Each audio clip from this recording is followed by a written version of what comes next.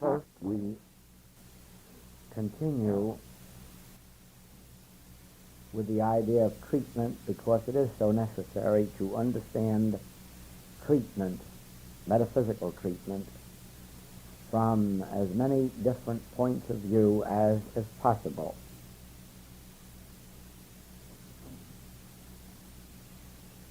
And the question comes, is there any special treatment for eyes? Now, we took that up yesterday.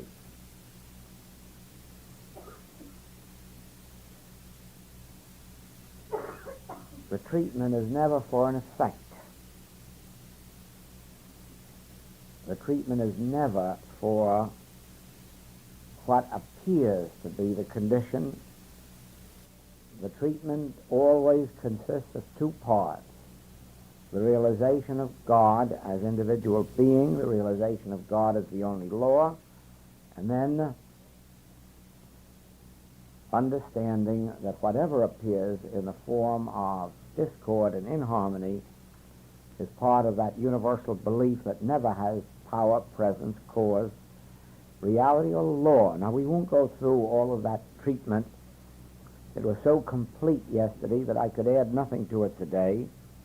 But you will have here a tape recording of yesterday's work on treatment and meditation.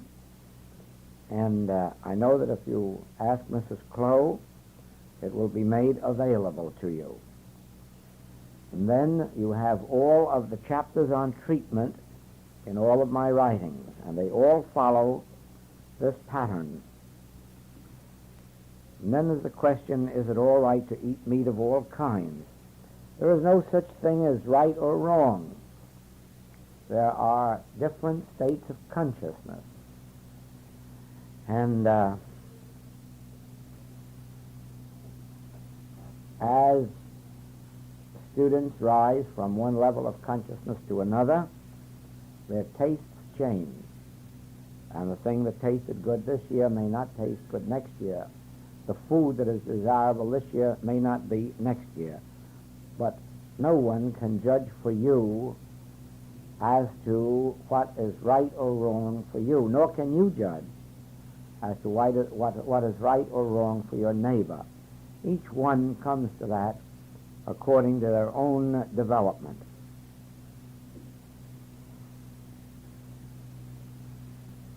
Has a truth teacher who smokes or drinks or does both really reached a state of consciousness that can deliver the message to the students?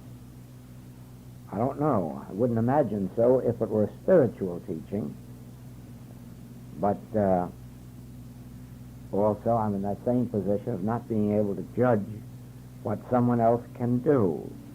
My experience has been that as we rise higher and higher in consciousness, that these tastes leave us. And just to accept these changes as they come to us is all that we can do without being concerned with the next one. When the concept of using vitamins, bath, diet for aids to our well-being are inconsistent with the information, please explain our wearing glasses. This is just as inconsistent. Just as inconsistent. Wearing glasses or wearing hearing aids or wearing any artificial aids or resorting to material means in any form is a suffer it to be so now. It is not in accord with the teaching. And the only reason that an exception is made in the wearing of glasses and hearing aids is that until the healing takes place, one would be left completely without the use of sight or hearing, and their whole service to their work would be impaired.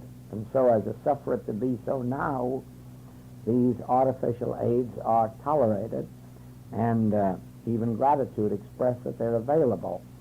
It doesn't change the fact, however, that they are not consistent with spiritual living. And as soon as the healing comes, they are discarded. Sometimes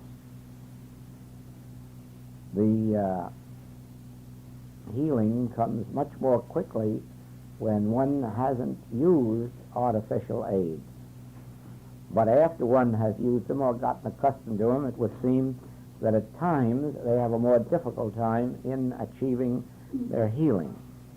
Now, my attitude toward that is this, that if there is a discord or inharmony in our experience after we have achieved some measure of spiritual understanding, it is only that we may be pushed into a higher realization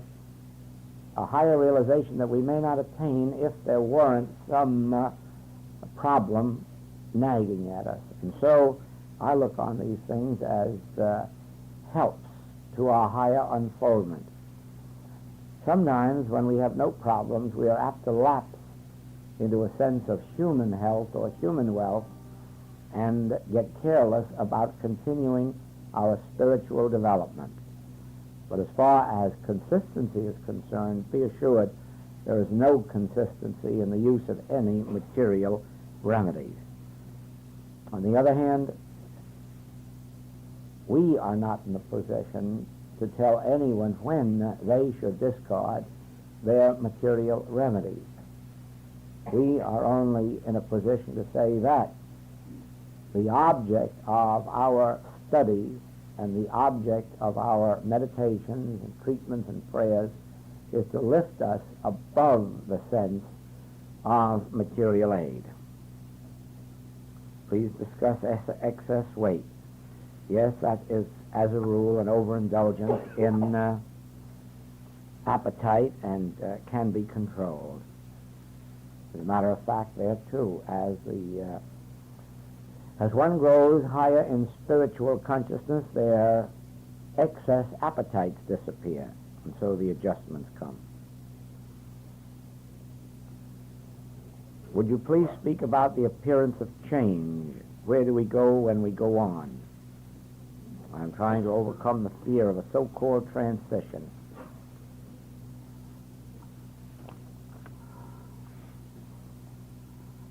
All of that can be included in the word I. Close your eyes and say to yourself, I. Oh, say it to yourself, I. Several times. And as you do that, remember this, that I that you just voiced was the same I when you were 6 years of age, and 16, and 26, and 36, and 46, and will be the same at 106 and at 1,006. That I is ever with you. And it is that I that looks out upon this world, first from the standpoint of childhood and so on up to the age of maturity. And that I will never leave you nor forsake you. And should the time come when you make a transition that the world calls death, I will be standing there watching the entire process. You will be standing there watching the entire process, just as you are standing there watching yourself grow from childhood to adulthood. And so you will be standing there watching yourself grow from your present experience to whatever may be the next plane of existence. And it will be so gradual that you will no more notice it than you noticed passing from childhood to adulthood or from youth to maturity.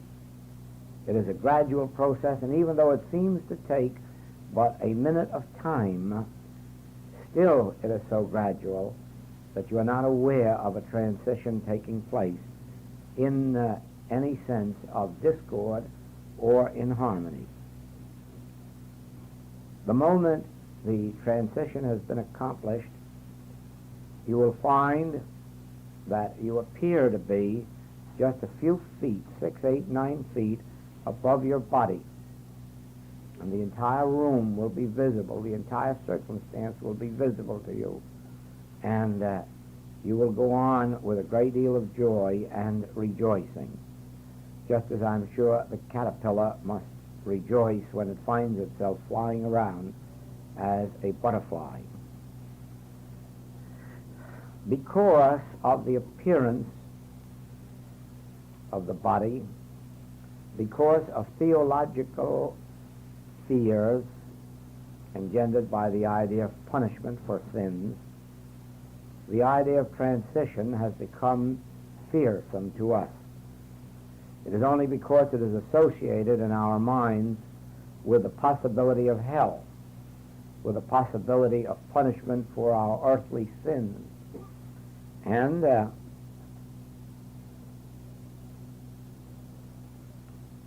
probably we deserve it because that's the way we treat our children, with continuous threats of punishment. And when we stop that, we ourselves will be released by the church, and they will stop threatening us with punishment to make us behave. Now, transition is a natural passage from one state of consciousness to another. And ordinarily, it is as painless and as free of discord as passing from 20 years of age to 21.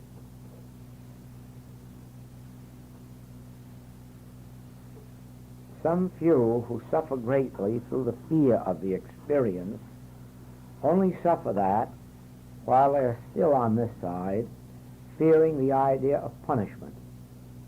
The moment the transition has been made, that fear is gone. I said that the experience is a natural one. It is. It is. God is infinite.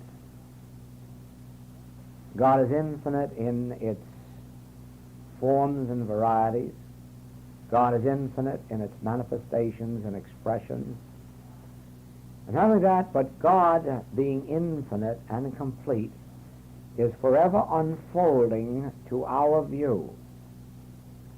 And as it unfolds in the immaturity of childhood to the maturity of adulthood, so God continues unfolding to us in further forms and expressions of life. If God stopped unfolding in our consciousness at, say, 35 or 40 years of age, and we never went beyond that, we would be at a standstill. We would be at a place of stagnation. Life couldn't go on forever being just whatever it was at 35 or 40. It must continue unfolding because there is no end to God's goodness. Now, I know that the age of 35 or 40 or 45 seems to be about the best years of a person's life. And from the human standpoint of limitation, it would be wonderful to see it continuing at about that degree of maturity forever and forever and forever. But that would be limiting God. And God cannot be limited. There is no way to stop the activity of God's unfoldment as our good. Let us not resist it, and then we will find that should we make a transition, that it will be without disease, without old age, without being pushed out of the body. It will be a normal, natural transition from the caterpillar to the butterfly. It will be a natural, normal, painless, beautiful transition from high school to college. It will be an expanding consciousness of God's grace. When we relinquish the word death And when we think of transition as a continuing unfoldment of God's grace, we will find that it will have none of the experiences or appearances of death. It all must take place within us, this understanding that there is no death. There is no death. That has merely been the invention of churches to frighten people. And I don't even mean the modern churches. It has been the invention of churches all through the ages to frighten people into being good. And there is no way to frighten people into being good except to threaten them with punishment. And so we have this idea, call it a boogaboo of death, as an invention of the church. And it has no existence outside of their teaching. No one has ever died. No one ever will die. No one has ever been punished, and no one ever will be punished. There is no such thing as punishment except the punishment that we give ourselves through accepting false standards of existence and violating our own false standards, or our own standards. Not false standards, but standards. In the same way that the principle of mathematics does not punish us for getting an incorrect answer in our checkbook, but our ignorance certainly punishes us. Our ignorance punishes us when we give out $5 for 2 twos. Our ignorance does that, not the principle of mathematics. And so it is when we violate what we know to be the spiritual laws of love, of life, of truth, of peace, integrity. When we violate that, there is a punishment, not from God, nor does that punishment come after death. That punishment comes right here and now, and not too long after the sin. As a matter of fact, it begins almost at the moment of the mistake itself. Sometimes it isn't evident to the outer world. Sometimes the outer world says, look at that sinner. He flourishes like the green bay tree and has no punishment. Well, that's because you can't read what's going on inside. When you see the explosion 5, 10, 20 years later, when you see them go out in great pain and distress, and then you say, his sins have caught up with him. They were catching up right from the moment that they were committed, only they weren't visible on the outside. And you all know that to be true because it's your own experience. It would be impossible for you to commit a wrong today and begin to get punished tomorrow. No, my friends. You know immediately when the error is committed, and it is that moment that you begin to suffer from it, even though the outer world may only notice it later. And so, we need have no fear of punishment. Our only concern must be the realization of God as an unfolding consciousness, an infinite unfolding consciousness of good, leading us on to ever greener pastures. God has never ordained evil for anyone. The will of God is good for everyone.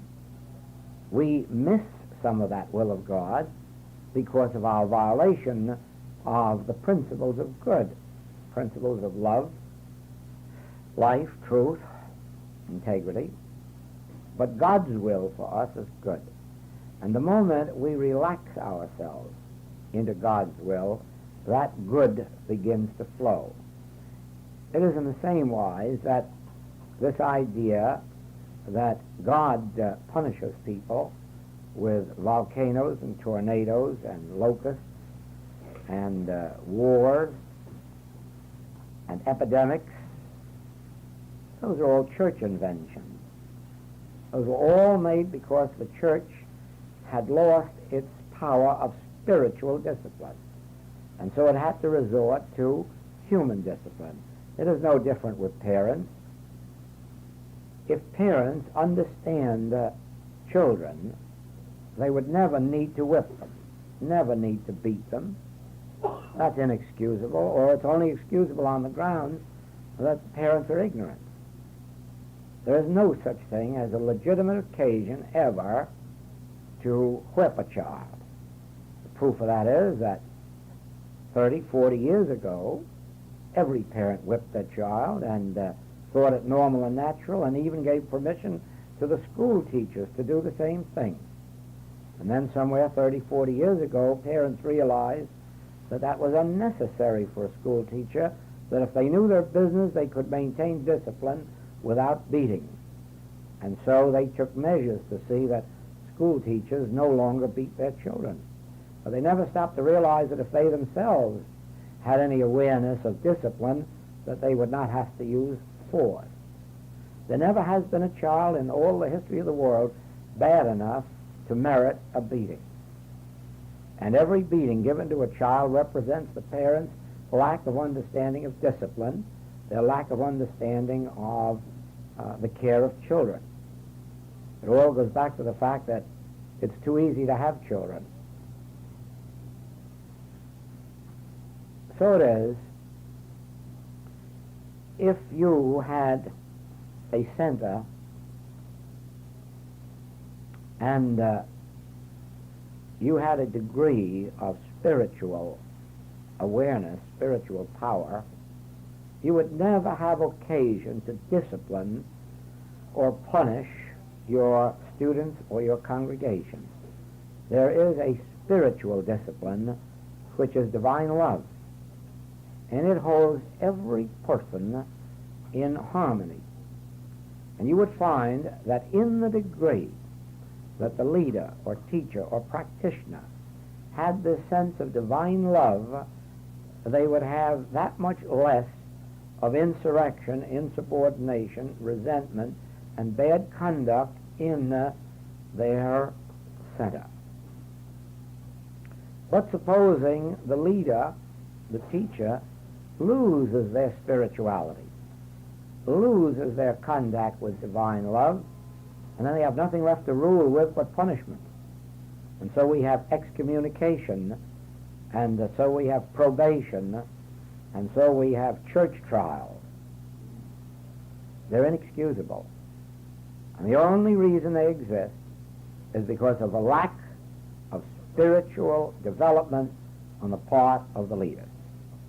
Where there is spiritual development, there is no need for excommunication, no need for punishments or probation. There may be occasionally a need for healing.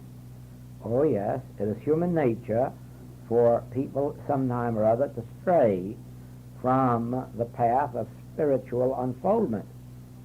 And so when the teacher, the leader, is wise in the spirit, they call that student or member to them, and through the discipline of love, bring them back into line, but not through the discipline of excommunication, not through the discipline of probation.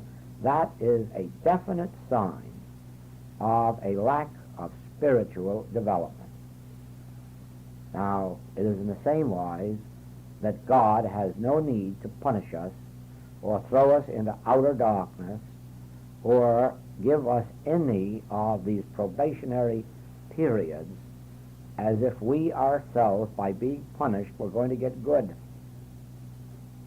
It is like the stupidity of war. There never has been a defeated nation that didn't get ready to justify itself and avenge itself immediately after its defeat. That's normal, that's natural. Every prize fighter who has been defeated, every champion who has been defeated, wants one more comeback. And we are the same way. Punish us, and our natural reaction is to get back at, to justify ourselves. And God is too wise to provide for such measures. No, the will of God for us is good, and is love, and is harmony.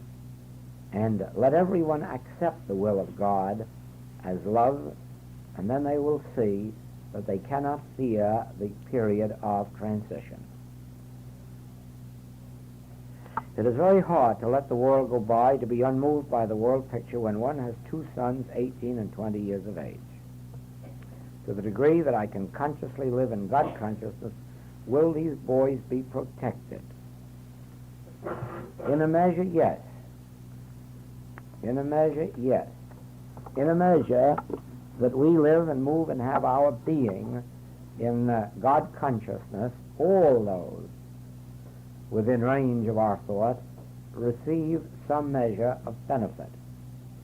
But to make assurance doubly sure, the boys themselves should have some kind of awareness, some kind of knowledge of their approach to life. In other words, we know that they must submit to the draft. We know they must, if they're healthy, go into the army or the armed forces. And we know that if there's a war, that they must go out into battle. And even if there's not a war, they must go out into the undesirable atmosphere in which the Army and Navy moves. And it is an undesirable atmosphere from any spiritual standpoint. When, however, these boys carry with them at least a tiny measure of the realization of what they're about, they bring a measure of protection to themselves. And there is one simple rule that can be given them, and that I have found that the average youngster, more than the average, probably most of the youngsters that I've talked to are able to accept. And that is that they must understand that the soldiers of all lands are in uniform for the same reason they are, because it's orders from above. They must understand that just as they personally have no desire to go out and kill or injure or maim, neither have the boys on the other side of the line. Human nature is the same all over, and peace is the natural order of the human race. It is only an exceptional individual who has a warring nature. And unfortunately, those few have it to such an extent that they fight their way to the heads of governments and set in motion the wars that the rest of the world has to fight. Again, just like punishment represents a lack of spiritual development on the part of the church leader or the parent, in that same way, war represents a lack of intelligence on the part of national leaders. There has never been a war under an intelligent national leader. There has never been a war under a national leader with enough grain of intelligence, with even a grain of intelligence, to bring them in out of the rain.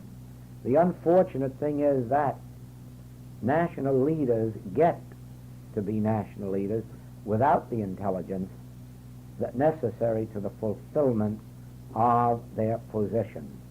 Wars represent failure on the part of national leaders, for the same reason that fistfights among men on the street merely represent their lack of intelligence. Who has to indulge a fist fight? Anyone can settle any argument and any quarrel without that. So could any nation if it only had intelligent leadership. The history of the wars that have taken place in our time all indicate one thing, that the leaders concerned had no vision of the situation with which they found themselves confronted. All of them. There were no exceptions to that. None at all. All you have to do is study the history of the world, the things that led to war, the situations that brought war into existence, and you will know definitely that they could have been prevented. All wars could be prevented, but it takes intelligence to do that, and our leaders seem to have more political skill than natural intelligence. Or if it isn't political skill, perhaps the word skill includes some other qualities not so refined.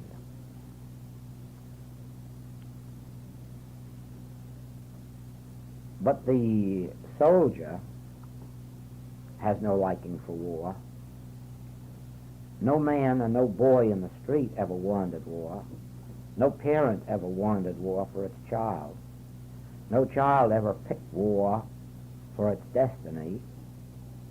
And it is for this reason that everyone can accept the idea that every soldier feels the same as your son feels. They are there only as a matter of duty, a matter of patriotism, a matter of orders from higher up, and all are fulfilling their duty, rendering unto Caesar the things that are Caesar's. Once you recognize that this is true, once your boys recognize that this is true, they go out into their service without the animus, without the hate, without the desire for revenge, without the feeling that if we can just kill enough of the other side, our side will be happy and prosperous. And as they lose all of that fear, all of that feeling, they come under a law of love. The law of loving thy neighbor as thyself. They come under the law of forgiveness. Father, forgive them. They know not what they do.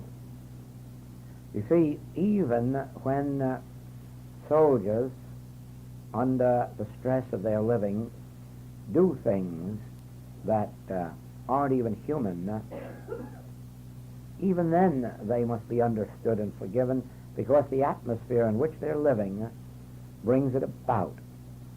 I had an opportunity to witness that first in the First World War, where I was stationed close to a well-known town, a southern town, a very quiet and peaceful one. And you wouldn't say that the boys in our outfit were any worse than your boys.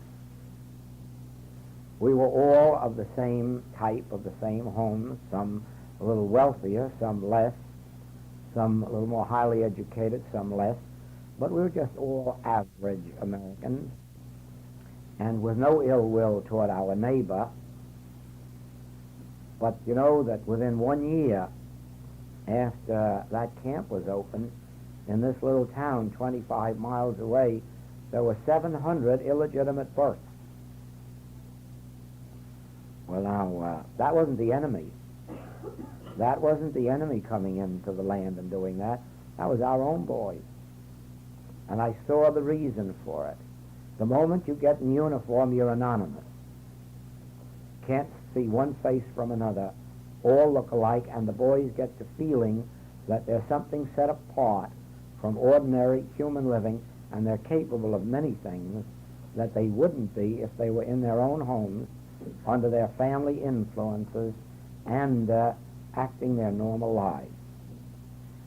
And then I saw it again in this last World War, when a year and a half after the war was over, friends of mine in Munich, where the American boys were stationed, wrote me that if war came between Russia and the Allies, that Germans would throw in with Russia, not with Americans, because of the unholy conduct of American boys in Munich.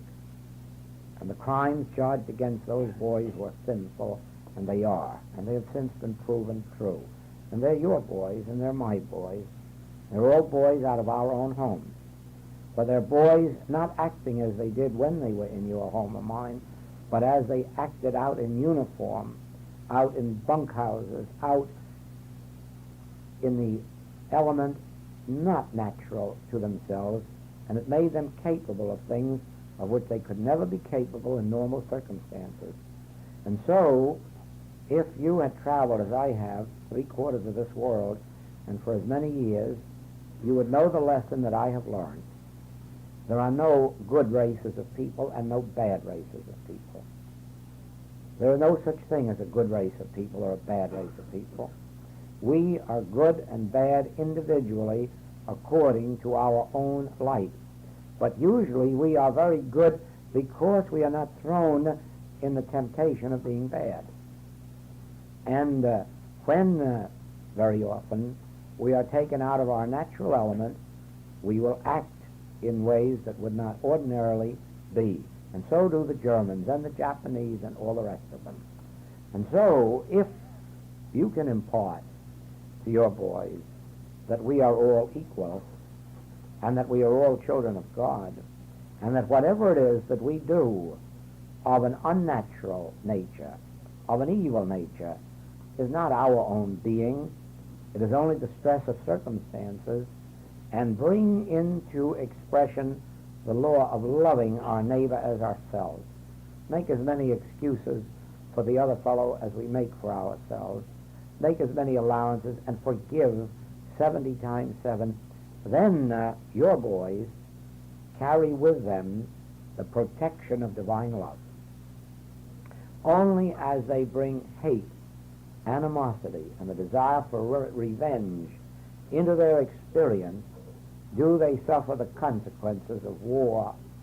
But they can be freed from most of those consequences merely by realizing that they should hold no hate, no malice, no desire for revenge, and understand that their job is merely one of suffer it to be so now.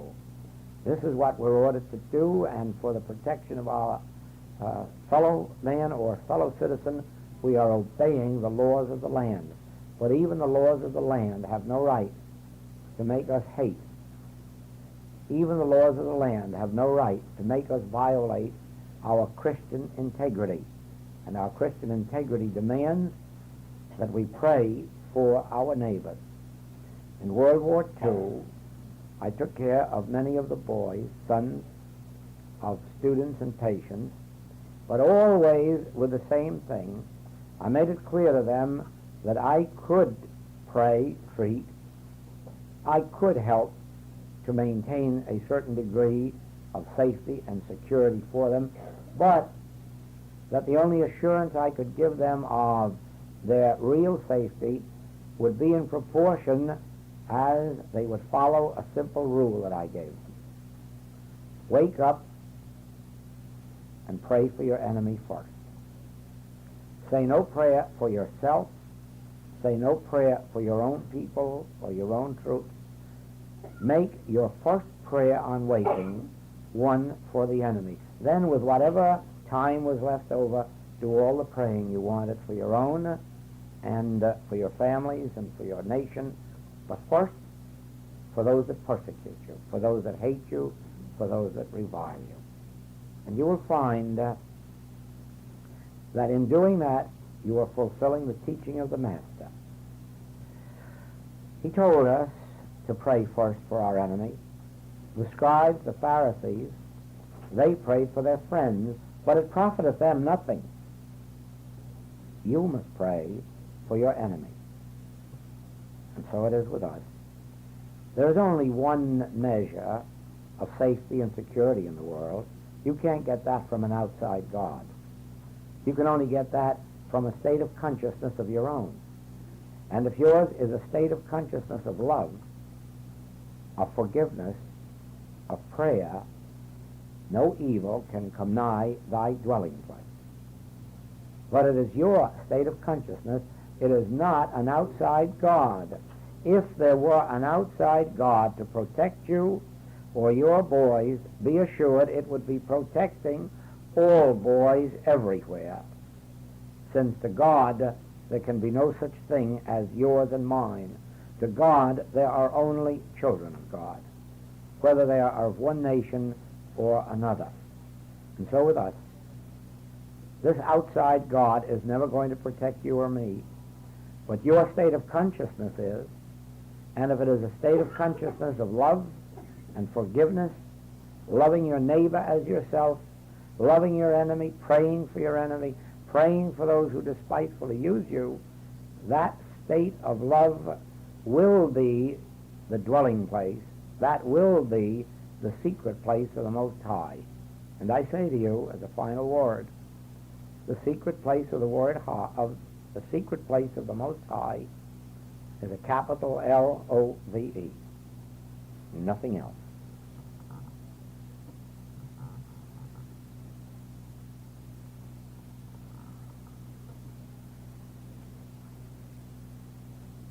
If we are not to petition God, then of what avail to say, God bless a dear one? And you know, I kept this question to the last because it's the most important of all. And I would like, when you leave, to carry that answer with you.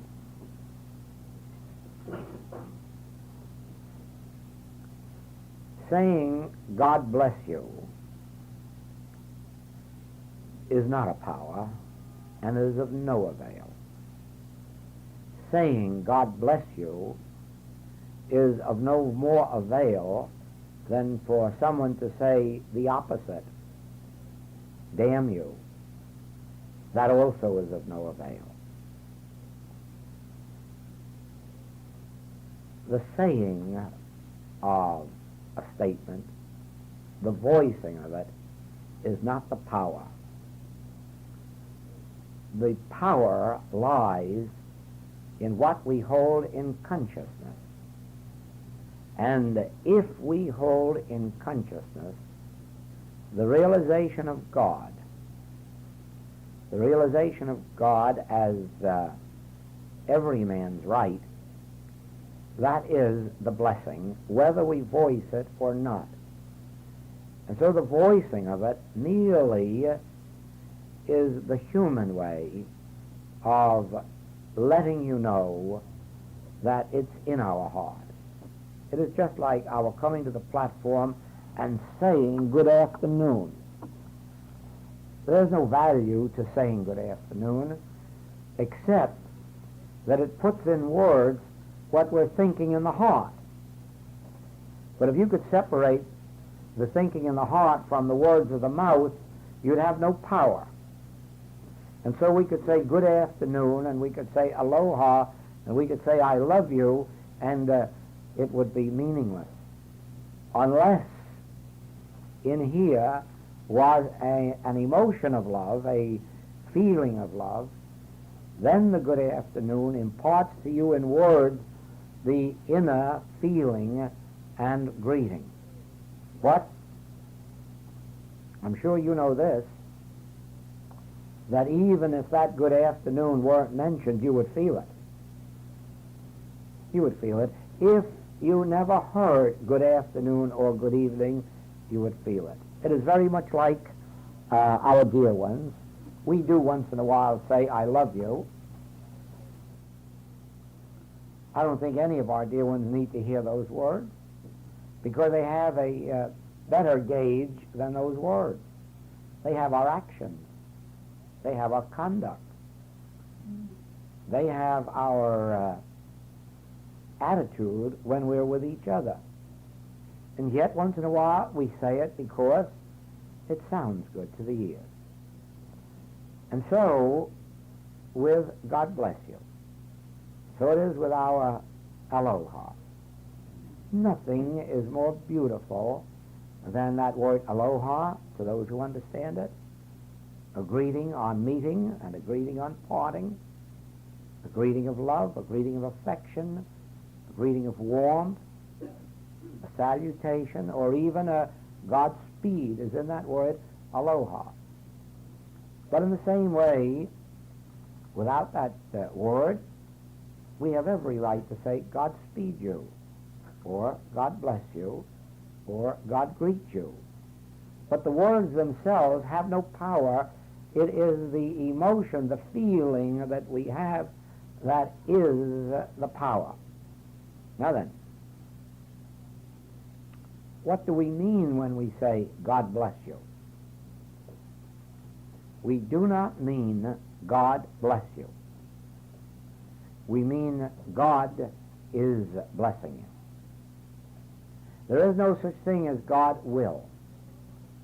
There is no such thing as I hope that God will, or that I am asking God to bless you, since man, please carry this with you, man does not influence God.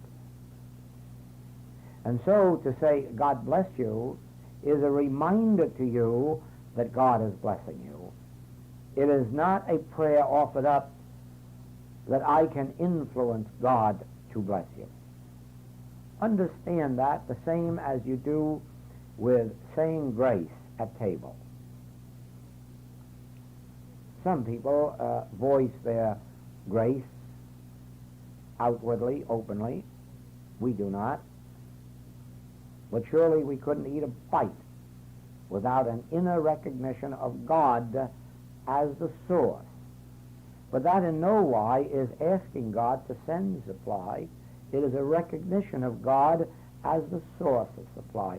And so, when you say, God bless you, in the recognition that God is the source of your blessing, then indeed does your blessing act as a treatment or prayer.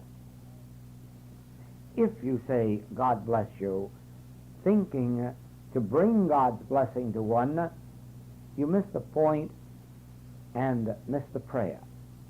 If in saying God bless you, you bring to it the realization that God is the source of your continuous blessing, that is a treatment, that is a prayer, that is a divine realization, and it carries great power with it. So wherever we go, whatever we do, we should be remembering, God bless you. Whether we say it openly and outwardly, whether we voice it only within our heart, or whether it is just a thought of recognition, God is blessing you. God is the source of your blessing.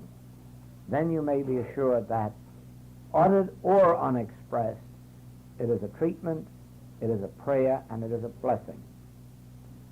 Only always separate the essence of prayer from the voicing of prayer. In order that prayer be a blessing, there must be the essence of it, the inner recognition, not merely the outer words. I'm sure you all have been in churches and heard someone recite the Lord's Prayer as if they were on the way to a fire and had to get it all in before they got around the corner. Now you see, that is not a prayer, and that is not a blessing. That is a recitation. And it is in the same way that many of you may have heard the Lord's Prayer voiced as an oration with gestures. Also, that is not a prayer. That is not a blessing. That is an act.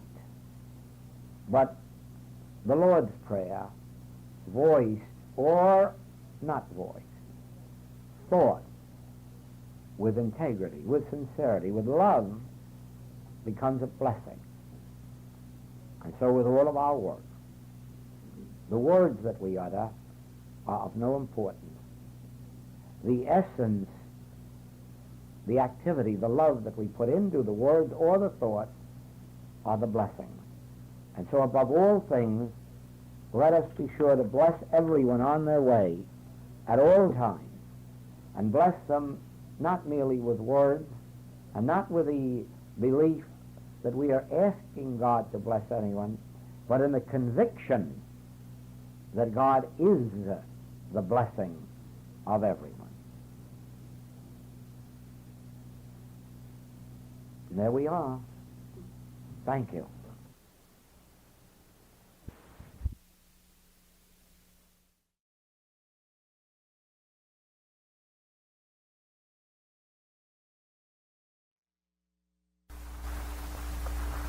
Good afternoon. After 3 weeks of classwork, we come to the final day, and the first and most natural question is, what was the major point brought out during this classwork, or what were the major points? What of the classwork shall we carry away with us for practice? And of course, there were many of the basic points of spiritual living brought out that either must be referred to in whatever notes you made or in reminders from these tape recordings, since it would be impossible to sum up the entire 3 weeks of work in one day, even the major points of it. And so it is only possible to remind you of a few, so that these will be given the opportunity to bring to your consciousness others that you've received and that you have there, and that will come to light as you ponder even the few that you can remember. The first and most important thing I would like to say is this: if you can remember only one point, that one point, regardless of which it may be, is your entrance into heaven. That is, into harmony, into perfection, into some measure of spiritual realization. It is only necessary to have one point of spiritual truth, because the putting into practice of that one point will lead all of the others to unfold in their natural order. There is an ancient saying to the effect that if a teacher gives the student one leg of the table and they're not equipped to add the other three themselves, they're not worthy of being students of the Spirit. And so it is in this work that if you have one point and ponder it and meditate on it, think of it, put it into use and practice, it itself will develop the second, third, and fourth steps that may be necessary. So let us, above all things, remember this, that whatever the one point is that we can remember, put it into practice. Now, of the entire message as it has come through in these 3 weeks, I would say that this point is the most important. That there is no such thing as demonstration until we gain the consciousness of the demonstration. Think about that. Think about that. You cannot have a demonstration made out here in space. You cannot have a demonstration appear out of nothingness. You cannot have a demonstration of any form of good appear by any, shall we say, blind faith, ignorance of truth.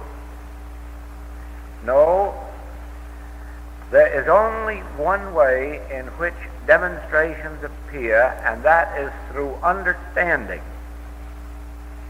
which means an awareness or consciousness of the truth. And therefore, the consciousness of truth constitutes the substance of which all demonstrations are made. In other words, the things which do appear are made of those things which are invisible. Now,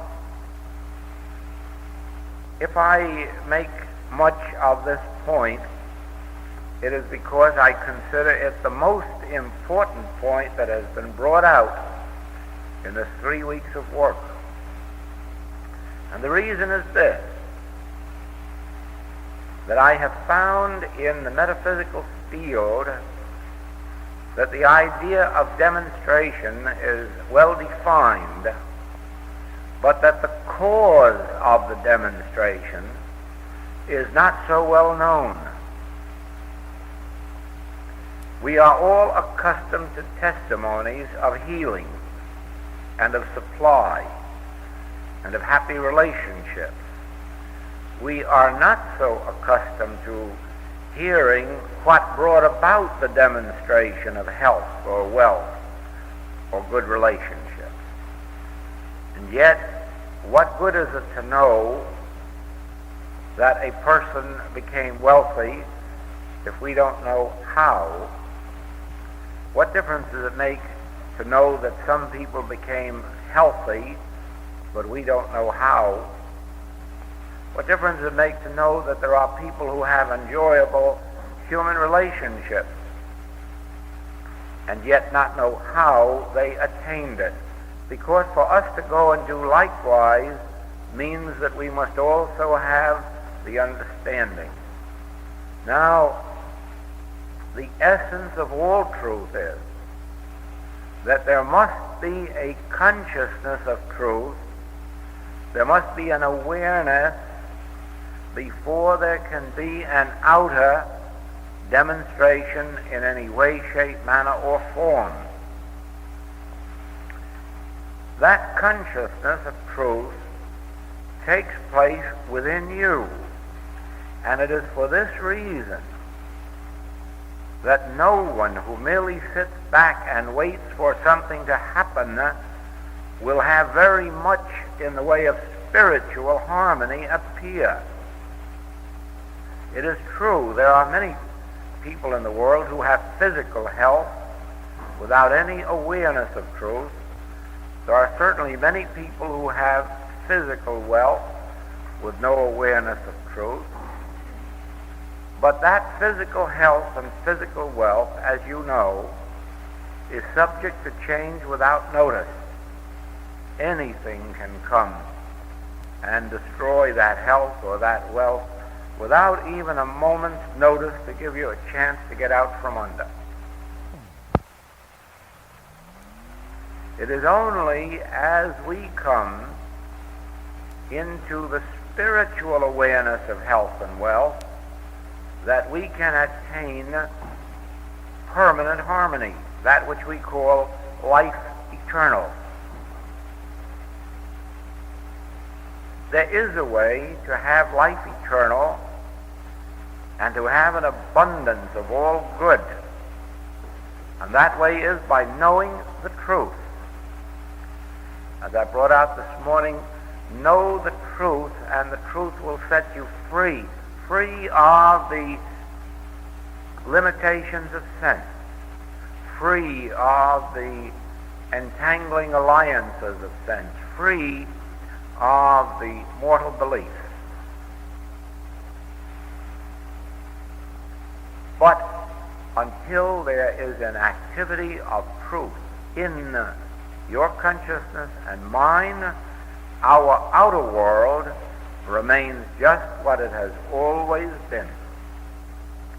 Now, there must be an activity of truth in your consciousness and mine in order that we may show forth the glory of God, that we may show forth harmony, wholeness, completeness, perfection, spiritual good, eternality, immortality, that we may enjoy justice, mercy, kindness, love, truth from all of the world.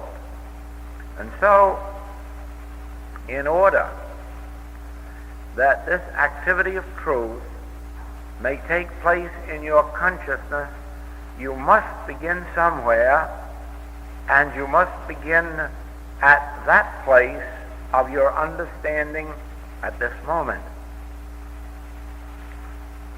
I want to first of all explain that term, activity of truth in your consciousness, because it has two meanings.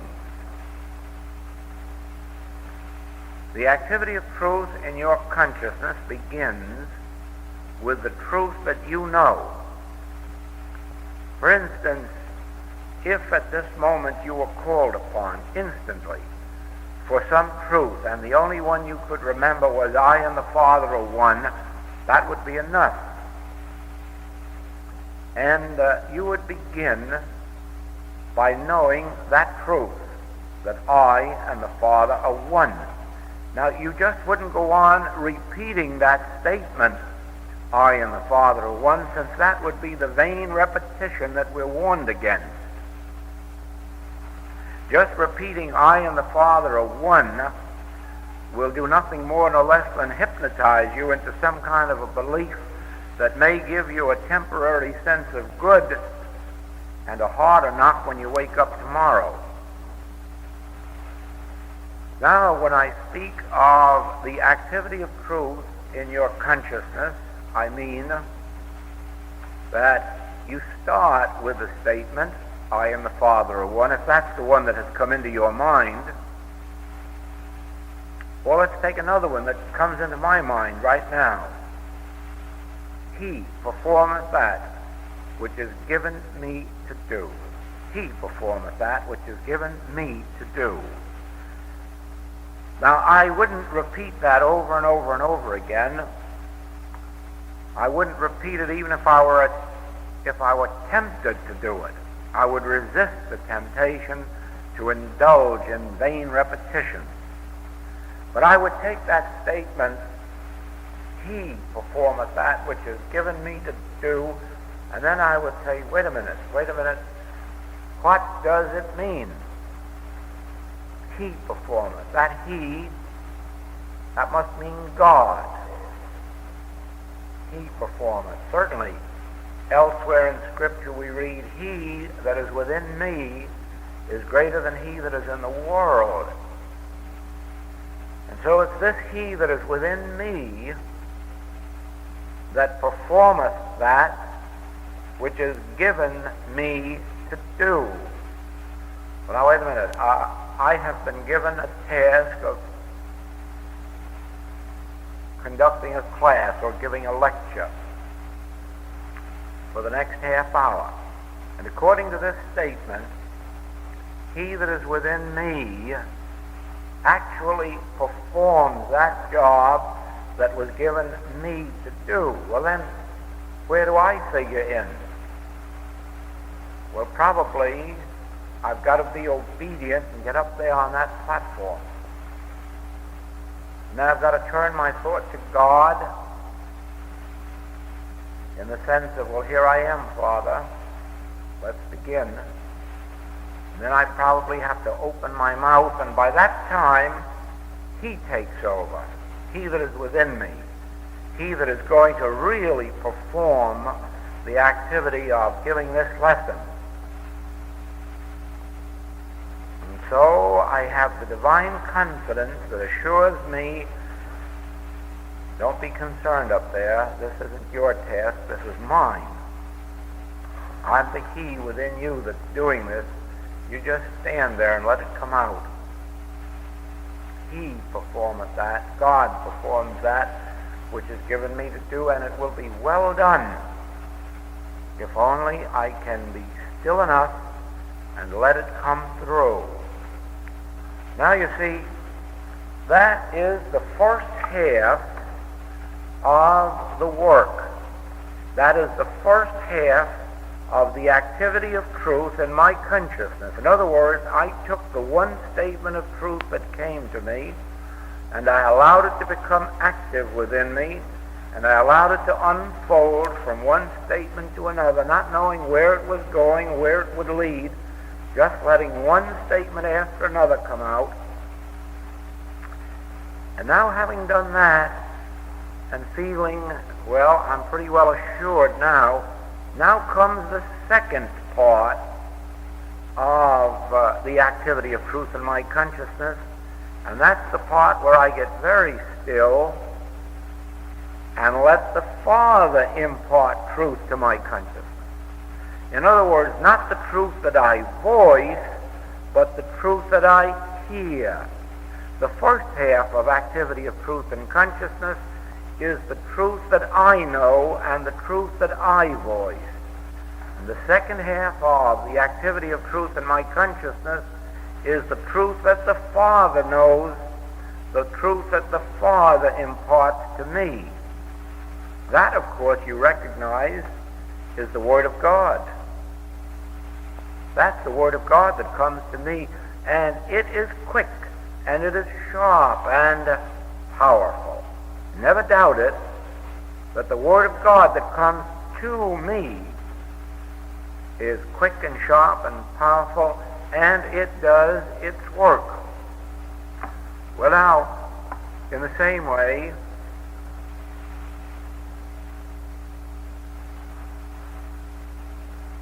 let us assume that we have a day ahead of us in which we are going to meet a lot of people.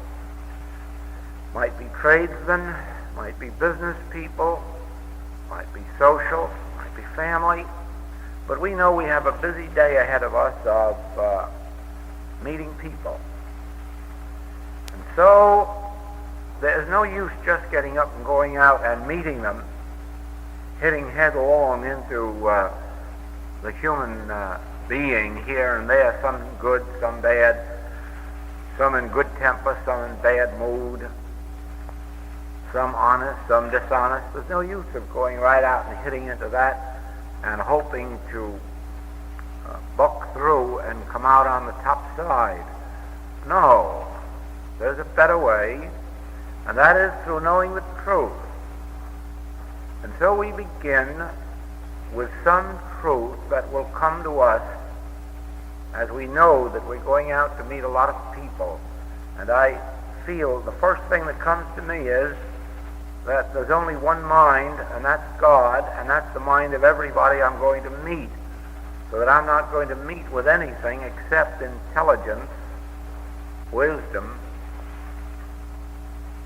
right on top of it, rushing almost so fast I can't speak it. I'm told that love is the uniting element of all beings, that love is the quality of the Father that permeates our human relationships. Well, if God is the mind of man, and love is its outstanding nature, then in associating with each other, in meeting with each other, in doing business with each other, we are dealing with the mind of God and the divine love with which it permeates its children. Isn't that wonderful? And it's marvelous to realize that in meeting with each other, we're meeting only with the mind of God, and the only thing that is emanating from the mind of God, the only thing coming forth from the mind of God to us and from us, is its major quality, which is love.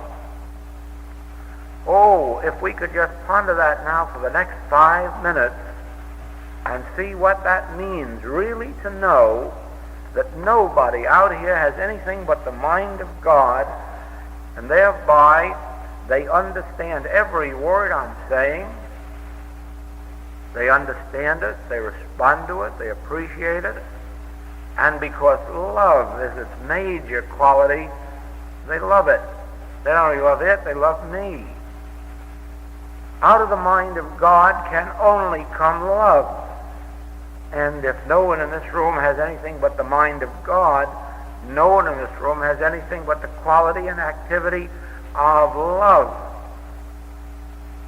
But just see what kind of a feeling I'm inspired with then as I meet all the people of my day, knowing that God is their mind and that love is the only quality with which they have been imbued. Oh, now, in the beauty even of that thought, I could sit for the next 5, 10, 15 minutes just reveling in the wonderful relationship that must exist between all of us as we meet on that kind of a basis. But then, That is only the first half of the activity of truth in our consciousness. Now, having thought all of that wonderful thing and those wonderful thoughts, now we turn and say, Father, now you think or know the truth in me. You know the truth in me. I will listen. Speak, thy servant heareth. Then pretty soon, some wonderful impartation comes to us from the Father.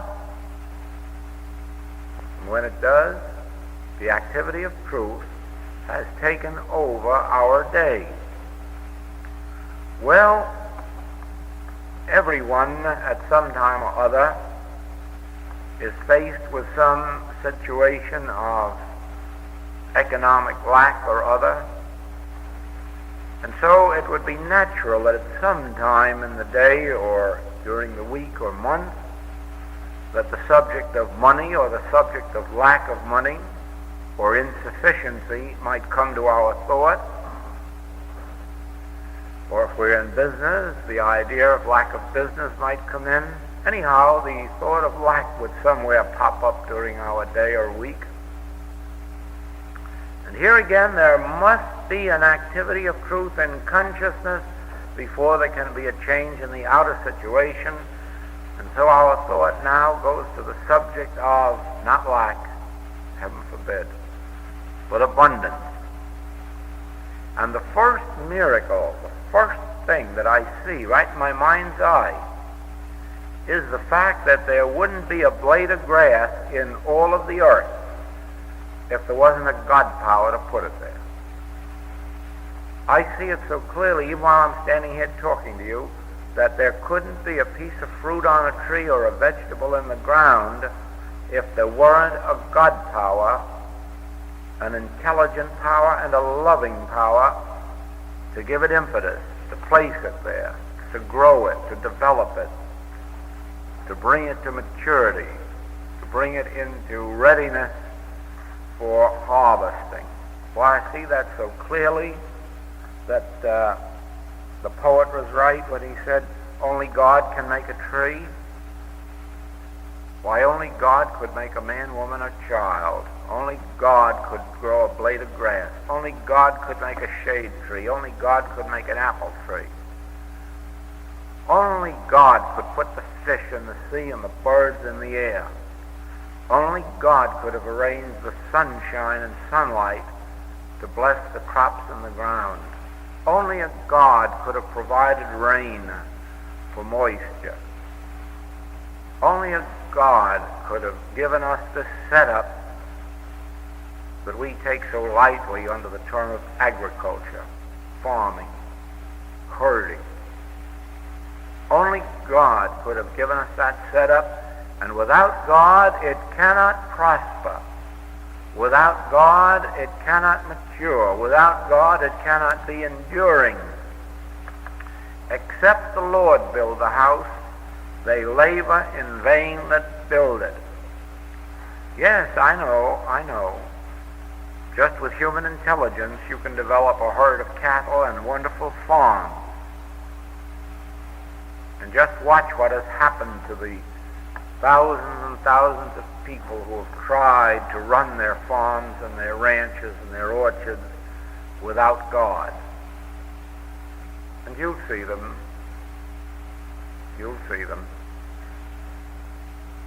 Except the Lord build the house, they labor in vain that build it. And so I see that if God is the source of all of this supply in the ground, and I'm sure only God could have thought up rotting the trees and making coal. I'm sure only God could have thought up whatever he did in the ground that caused oil to be down there that drives our machinery. I'm sure man could never have dreamed up such a concoction. God alone, in its infinite wisdom and divine love, has provided for us the infinite bounties of life. And sometimes we sit down to a breakfast, lunch, or dinner and eat it in our usual 10 or 15 minutes and rush off without a single solitary thought not only of who cooked it in the kitchen, but how the food got on this earth in the first place. And there too, you see, we lose our demonstration. Acknowledge him in all thy ways, and he will give thee all there is to be had. And so as the thought of lack or limitation tries to come into my thought goes out to the amount of blades of grass in a lawn, to the sands, the grains of sands on the oceans of time. And I think of the infinity of stars, and the infinity of apple blossoms, and the infinity of roses, and the infinity of all of the fruit and vegetables and fish and birds.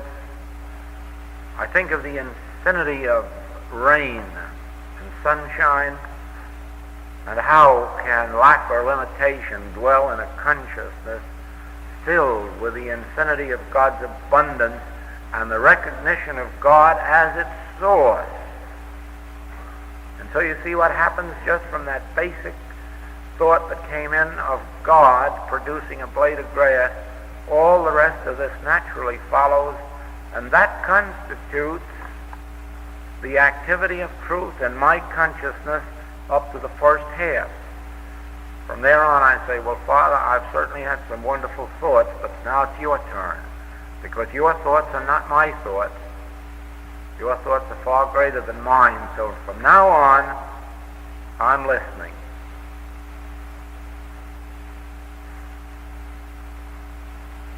And we'll soon find that God will avail itself of the opportunity to express itself to us.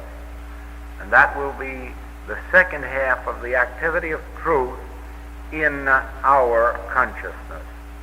And you can be assured that the activity of that truth in our consciousness is going to appear outwardly as more blades of grass. It will multiply the loaves and fishes. What will? The activity of truth in my consciousness. But the activity of truth must have two ways. It must be the activity of the truth that I think and declare, and then it must be the activity of truth that God declares to me, within me. Is that clear? Yes? And remember this. Every day that you let go over your head without thinking these constructive thoughts, without realizing these immortal truths of God's government, God performing that which is given me to do, God producing the infinity of supply, God providing the inspiration for every idea. Every day that you let go over your head without conscious realization of these spiritual divine truths just takes you one day nearer the end of nothingness. Only those are alive who are alive in truth. The others are the unburied dead. Only those are alive who are alive in truth, in God. Only those are alive who are alive in their consciousness of the fact that God is the only law. God is the only substance, the only spirit, the only soul. God is all there is governing this universe. God is all there is to our existence. Without God, we are the unburied dead. We're just walking around, eating meals a day, sleeping hours a night. That's not living. That's vegetating. But the individual alive in God, the individual who actually recognizes God in all his ways, recognizes that God is his very mind, the intelligence of his being, and that without God there would be no intelligence.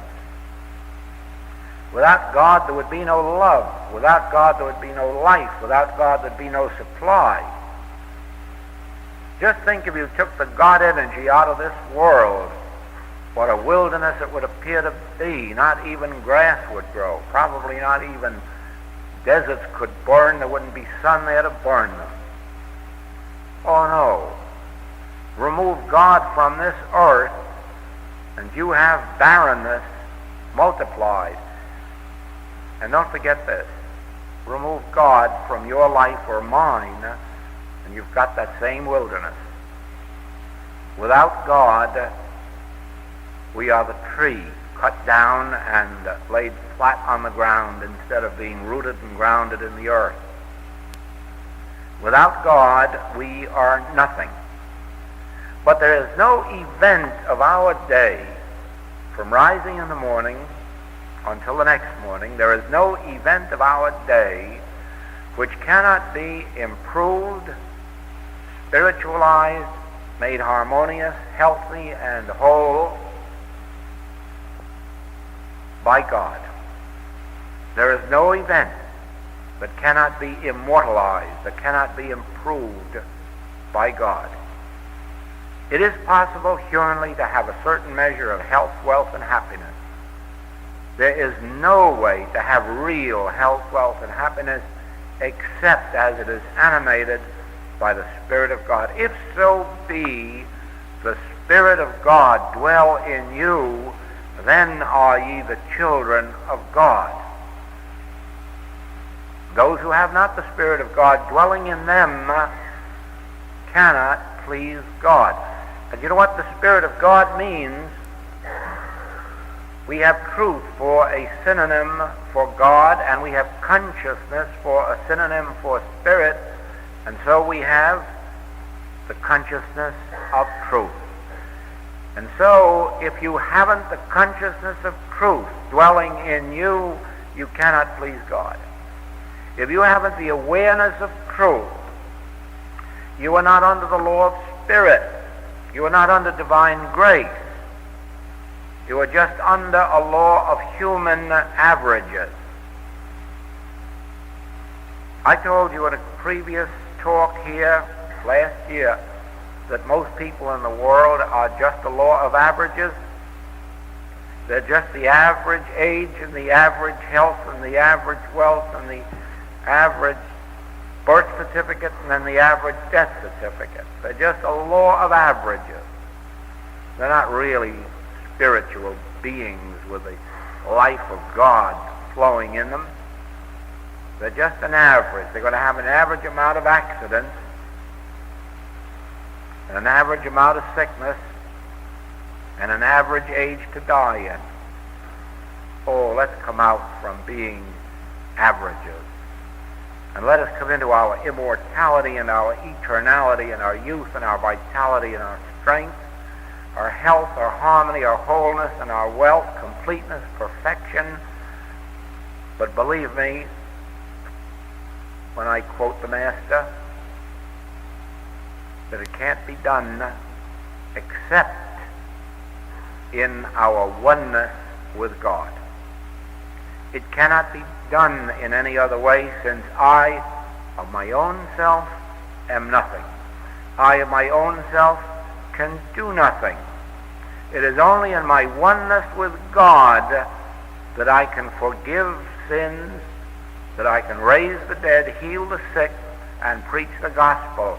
Only through oneness with God. Otherwise, we are tinkling cymbals, aren't we? Just pieces of brass, nothingness. Now let us remember this, that out of this 3 weeks of work, I have gained myself the outstanding fact, the outstanding truth, that all of my daily experience is proportionate to the activity of truth in my consciousness. The activity of truth that I think and the activity of truth that God reveals within me.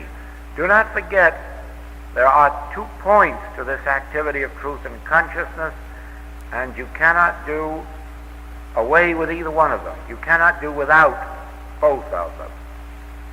Probably in the years to come, when we've grown so into the habit of never making a move without a conscious thought of God, probably then it will not be necessary for us to rehearse these truths to ourselves.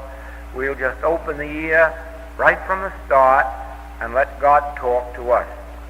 But you'll find that for quite some time to come, it will be very helpful to make use of both halves of this idea of the activity of truth and consciousness appearing outwardly as demonstration. Now, there's a second point that I caught more clearly than I have ever seen it before.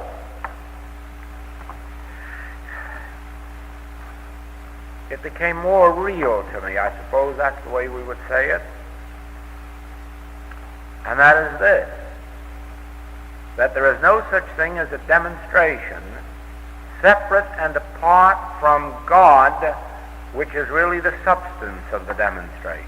In other words, I saw clearly, more clearly than ever, that you cannot get a business or a home or a companion or friends separate and apart from getting God. That's what I've seen so clearly this trip. That since God is the substance of friendships and companionships, since God is the substance of homes and supply and crops even, and transportation, since there is no such thing as a thing or person separate from God, there is no way to get thing or person separate from God, and therefore the only way to attain them is to get God. And in having God, infinite good, one has every form of good. Probably the way that was stated, it sounds a little complicated, but it really isn't. It merely means that in attaining an awareness of God, a consciousness of God's presence, you attain every form that God appears as. God being infinite, God appears as sun, moon, stars, rain. God appears as vegetation. God appears as mountains and valleys and rivers. God appears as man, woman, and child. And therefore, when you attain a consciousness of God, you attain man, woman, child, mountains and valleys, hills and slopes, crops, and all the things of life. In His presence there is fullness. I've read somewhere, haven't I? In His presence there is fullness. Well, that's the essence of what I am saying. You see how He performeth that which is given me to do? He gave me that word. In His presence there is fullness. In His presence. Therefore, don't be concerned with fullness. Don't be concerned with the demonstration of anything or any body or any thought. Be concerned with His presence. And you'll find that as you stand in His presence, you are in the presence of fullness.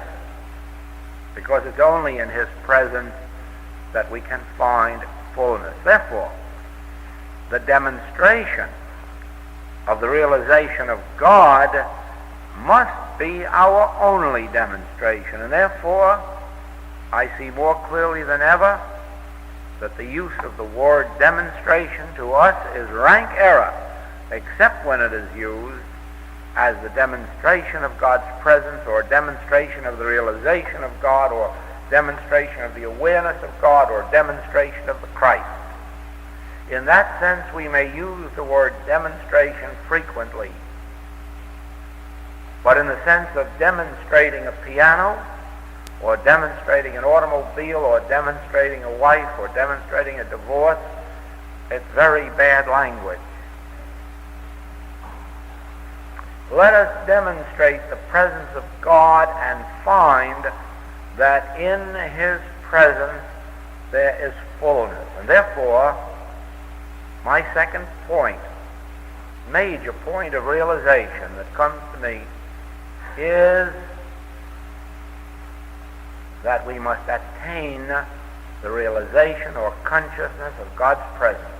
And only in that realization or attainment can we find the fullness. I am come that ye might be fulfilled. But you see, how are you going to have fulfillment without the I? So therefore, there's no use of demonstrating fulfillment. Let us demonstrate the presence of the I, and then you'll find that I am come that ye might be fulfilled. Now, how would you demonstrate fulfillment separate and apart from the demonstration of the realization of the I? You follow that? You must have a realization of I before you can have fulfillment. The statement or declaration that I am come that ye might be fulfilled, repeat that 1,000 times and you'll be empty. Repeat it 1,000,000 times and you'll be still more empty. The statement will do nothing. It is the realization of the presence of I that does the fulfilling. None of these statements of truth, repeated over and over and over and over again, will do anything for you in and of themselves. An occasional reminder of them within your own being will stir them up into active expression. So don't think that by much repetition that you'll bring it about, but by reminding yourself now and then of any truth of Scripture, and then pondering that quotation and letting it lead you and your thought where it will, you are making truth active in your consciousness, and that truth will be the I that fulfills itself. Well, if only we can catch the importance of these two steps, these 2 points in our development, they themselves will lead to our being reminded of all the other truths that have been voiced here in these 3 weeks.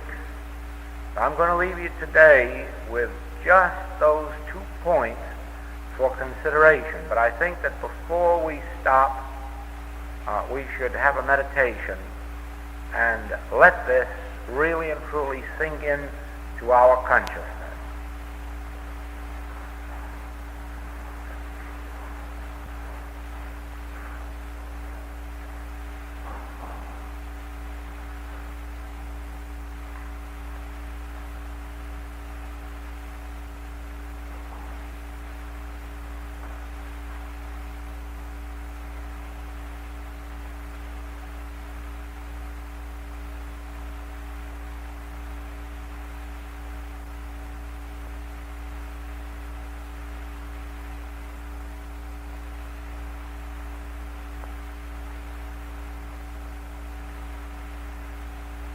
No, the Father interrupted. Listen, when you sit down to meditate, I know that when you hear this at first, you're going to say, yes, that's all right for you, but not for me.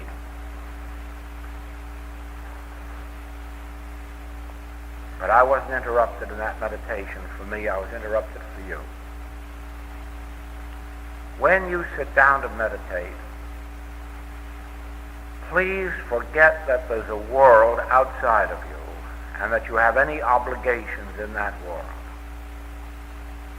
Treat the world as if you were leaving it and you weren't sure when you were coming back or if you ever were coming back.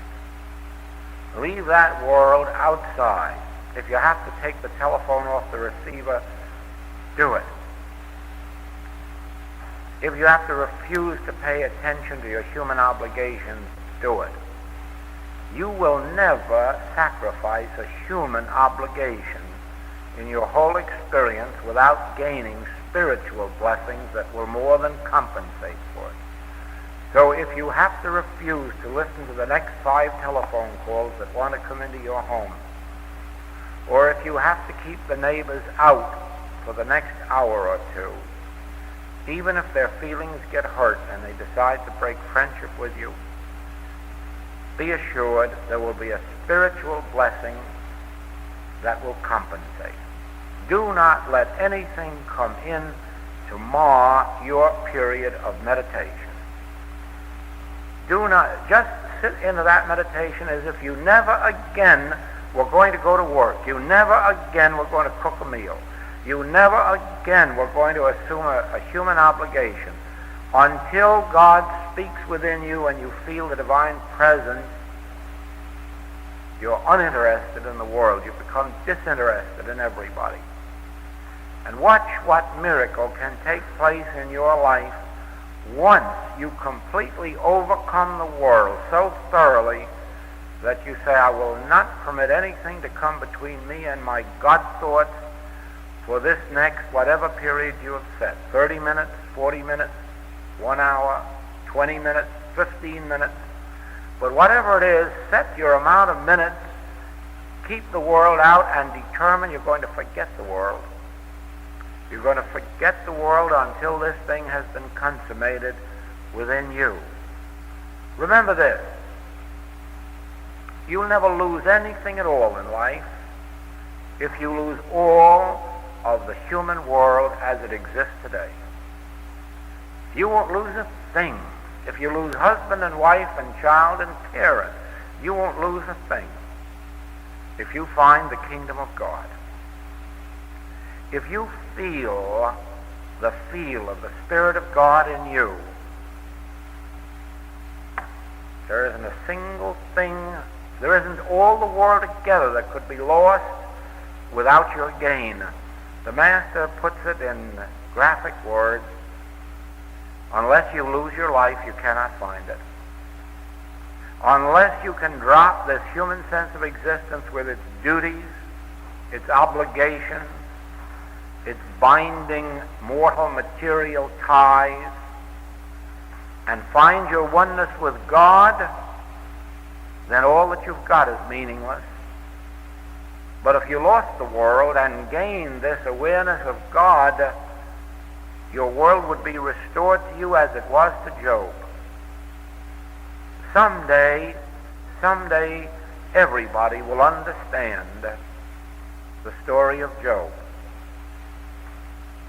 And they'll know that the only reason that everything was restored to Job multiplied was that he had first lost it all. We don't have to wait for it to be taken for us. We can voluntarily give it up. We can go, we could set aside 1 hour sometime every day or night. Oh, we might go to sleep at 10 o'clock at night and say, I'm going to get up and give 2 to 3 in the morning to it, or 3 to 4 in the morning. But take that hour and say, this is God's, and I don't care if the whole world collapses. I'm answering no human obligation. I'm giving up this world and going into God for this hour. When your world is restored to you, it will be given back to you, multiplied as Job's world was given back to him. It will be multiplied. But first, leave mother and brother and sister and father, all of these, for my sake. Leave this whole world at some period of the day and let them get along without you. If there's a God, they will. If there isn't a God, what difference does it make? You can trust this world to God for an hour while you get busy. You take care of it. That's a promise.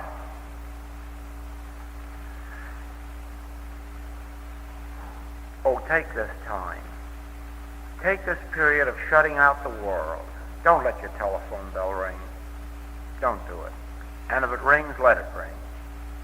It can't have any news half as important as the news God has.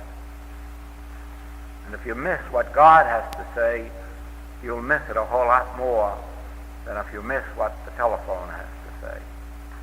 I don't know why I'm saying this to you, because it didn't come from me. I was through when I sat down to meditate. But you remember what happened at the beginning? The Father was to perform that which was given me to do. And you see how well the Father does it. If the Father has something to say to you, even though I don't know it, the Father will take care that it is said. And that could only happen for one reason, that when I sit down to meditate, I shut out the world. I don't think of you, and I don't think of me, and I don't think of my problems or your problems. I sit there, even if it's only for 1 minute, and I'm completely cut off from the world. I'm only interested in one thing, and that's the Father within me. And it's because I'm so completely shut off and not even interested in you. I'm only interested in the Father, that when the Father has something to say to you, I am a vehicle or avenue or messenger for its deliverance. Do you see that? This has been a concrete instance of the very treatment that we started with, that he performeth that which is given me to do. Evidently, it was given me to get this message of leaving the world, and I didn't know it. And so the Father did it for me, through me. Thank you until tonight.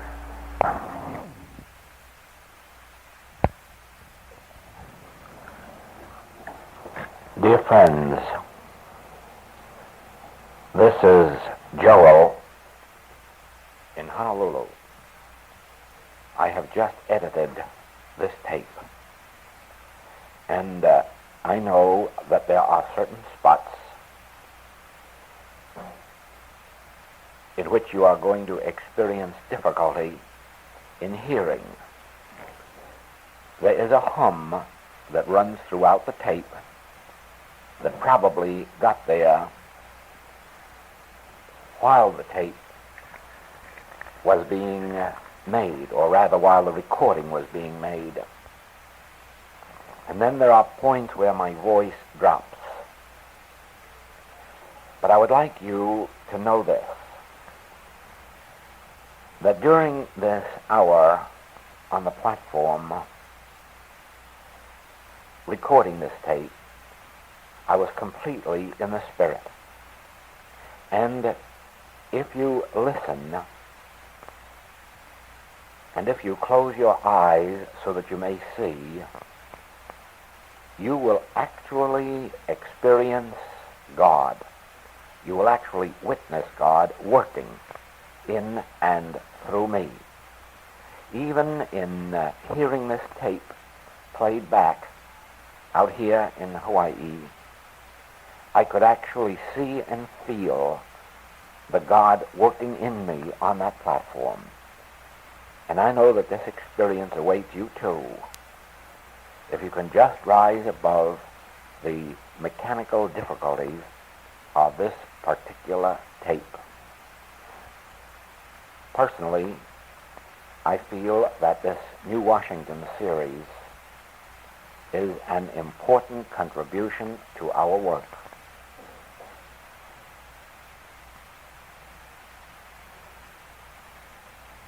Bless you, and aloha.